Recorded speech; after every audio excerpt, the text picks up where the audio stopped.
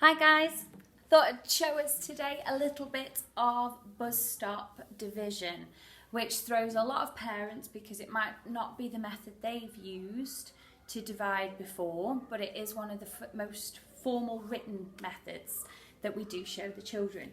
So I'll do a really simple one and then we'll work our way into harder ones where we have to carry over and then perhaps a little bit of a touch on decimals. So if we've got a really simple sum, so 428 divided by 2, for example. It's really simple. A lot of the children will just tell you the answer, so they'll halve it in their heads. They'll halve 400, they'll halve 20 and they'll halve 8. And they'll know the answer is 214. And that's really simple for children that can hold numbers on their head and halve them and put them back together. So they might have partitioned it and then brought it back out. For the written method, we set it out like this. So we put our 428, and the reason I do leave a gap between them will come clear as we go on. And then I put my 2 outside the bus stop, which is why it's called bus stop. And then I simply look at the 2 and I think to myself, how many 2s are there in 4? Now for some of the children, they need to see this visually. So I'll do 1, 2, 3, 4. And I'll say, how many 2s are there in that 4? 1, 2. There are 2 lots of 2 in 4. So I'll put my answer up there, 2. And then I've got 2. So how many 2s are in that 2? 1, 2. There's only 1 2 in 2. And then here I'll say, how many 2s are there in 8? Some children will go 2, 4, 6, 8 and know the answer, but some need it visually. So 1, 2, 3, 4, 5, 6, 7, 8. And you'll find children stop needing the visual naturally when they're ready. So there's a group of 2, there's a group of 2, there's a group of 2, and there's a group of 2. So there are 4 2s in 8. Really nice and simple. Now the following one is almost the same. So we would say, how many 4s are in 8? 1, 2, 3, 4, 5, 6, 7, 8. There are 2 4s in 8. And I'll keep it in red. How many 4s then are in 4? 1, 2, 3, 4. Well, there's only 1. Only 1. And how many 4s in nothing? None. Nice and simple. And the children soon get the hang of this. And we like them to do these ones where there's no carryover or remainder at first, so they can get the idea of what we mean by how many 2s are there in 4, how many 2s are there in 8. So we help them with the visual. Once they've got the idea that they can use the times tables, again, why times tables are so important, then we can move on and make them a little bit harder. So here we have how many 5s are in 1. Sometimes the children will say 5. That's because in their head they've done 5 times 1. But I'll say to them, how many 5s are in 1? Here you go. Here's 1. How many 5s are there? Circle 5 of them. And they'll go, well, there isn't any. And I'll go, thank you. There isn't any. But there is 1. There is a 1 left over. So we have to carry the 1 over. And then, it's very much like they're used to with column addition and subtraction. How many 5s are in 15? There, how many 5s are in that 15? Now, sometimes they'll need to draw it again. 1, 2, 3, 4, 5, 6, 7, 8, 9, 10, 11, 12, 13, 14, 15. 1, 2, 3, 4, 5. 1, 2, 3, 4, 5. 1, 2, 3, 4, 5. And some will have just gone 5, 10, 15. There's 3. And there's nothing left over this time, nothing at all. How many 5s then are in 5? 1. I'll check. 1, 2, 3, 4, 5. It's just one set of 5 in 5. And the answer then is 31. Make it a little bit trickier. So we're going to look at our 6 times tables. Now here the children tend to panic because a lot of the children don't know their 6 times tables very well. And I always say to them, if you don't know them, write them down right at the beginning, because you can just do it on your fingers. So I know it's 6, then it's 12. Oh, I was going to write 18 now. 6, then 12, then 18. And if I'm stuck, use my fingers. 18, 19, 20, 21, 22, 23, 24. 25, 26, 27, 28, 29, 30. Just in case I need them. Okay?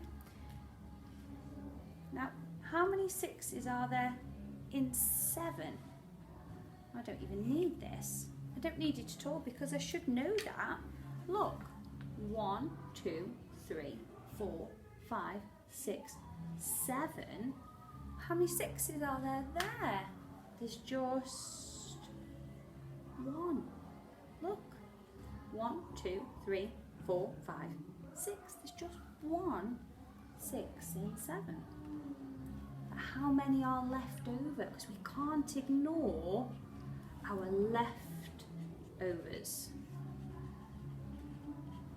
Can't ignore it. So what do we do with that 1 that's left over? We're going to pop it there by the next number. So we've got 1 left over. So now we say, okay, well, how many 6s are in 12? I'm not going to draw it. There's 2 6s in 12. And then I have to say how many 6s in 6? Just the 1. Because it's there. Yeah? 1 6 in 6 and 2 6s in 12. And we've already done it. Okay. Now, if we make them a little bit harder, I don't think I'm going to stress you out too much. So let's have a look at these that are a tiny bit trickier. Okay. So we have 556 divided by 4. Straight away, I know the answer is going to be above 100. I'm thinking ahead, and I've got about 150 left to divide by that 4. So I know whereabouts it's going to be. So let's have a look. How many 4s are in 5? And if I need to draw it, I can. There's nothing wrong with that. 1, 2, 3, 4, 5. How many 4s are there in 5? That many. 1. But I do have a leftover 1 on its own. So I need to put that 1 in the next column. Then I need to say how many 4s in 15. 4, 8, 12, 16. So I can't go to that one. I'm going to draw this to help you see it. Are you ready? 1, 2, 3, 4, 5, 6, 7, 8, 9, 10, 11, 12, 13, 14, 15. How many 4s are there though? 4, 4, 4. Oh, I can't make another 4. I've only got 3 there. So I've got 1, 2, 3 4s, but I have all of those remainder. How many remainders do you think I have? I've got 3. Now my remainders go in here. So my 3 is going to go by the next number. Then I have how many 4s in 36? And if I needed to, I could have written down my times tables or checked. But for this, I'm just going to tell you there is 9 4s in 36. There you go, nice and easy. Before I go on to that harder one, how might I check that using the inverse? What's the inverse to divide, do you think? The inverse to divide is multiply. So if 556 divided by 4 is 139, 139 times 4 must be 556. So remember that one, and we'll come back to that when we do multiplication and check it. Okay, now we're going to go a little bit harder, and I'm going to show you something that's usually taught maybe at the end of year 3 and at the beginning of year 4. So we've got 224 divided by 3. So straight away I'm thinking, how many 3s are there in 2? And I think you've already spotted the problem. 1, 2. There aren't any 3s. So there are no 3s in 2. So I can cross that out because there aren't any. But here I've got these 2. They can't just disappear. So I'm going to have to carry them over and put them by the next number. So now I've got how many 3s are in 22? 3 times tables. Are you ready? So we've got 3, 6, 9, 12, 15, 18, 21, and I can't go any higher. How many is that? 7. Okay, so I've got 7 and I got to 21. 21, 22, so that's 1 left over. Just 1 left over. Okay, now I've got how many 3s are in 14. How many 3s are in 14? So I've got to do my 3s again. 3, 6, 9, 12, and I can't go any higher because that would be too big, that would be 15. 3, 6, 9, 12. So that's 4 3s in 14. But I only got to 12 and I needed to get to 14. So 12, 13, 14, that gives me 2 left over. And in end of year 3 and the beginning of year 4, we're taught that that's just my remainder now. I can't go any further. That's 2 remainders. Now I know we're going a little bit higher, but I know a lot of my class know this rule. We go sometimes when we move on from remainders into decimals. Because don't forget, 123 isn't actually the end of that number. There is actually a hidden decimal and lots of hidden zeros that we don't bother to draw on every single number. So it's actually 123.0000 divided by 2. And that's important because I think we're going to struggle to finish on that 3. So let's have a go. How many 2s are in 1? I already know. There aren't any 2s in that 1. So let's cross it out. But I have got that 1. I can't ignore it. So it goes by the next number. How many 2s are in 12? Well, I know my 2 times tables. 2, 4, 6, 8, 10, 12. So I know that's 6. Then how many 2s are in this 3? 1, 2, 3. I've got 1, 2, and I've got leftovers. I've got 1 remainder.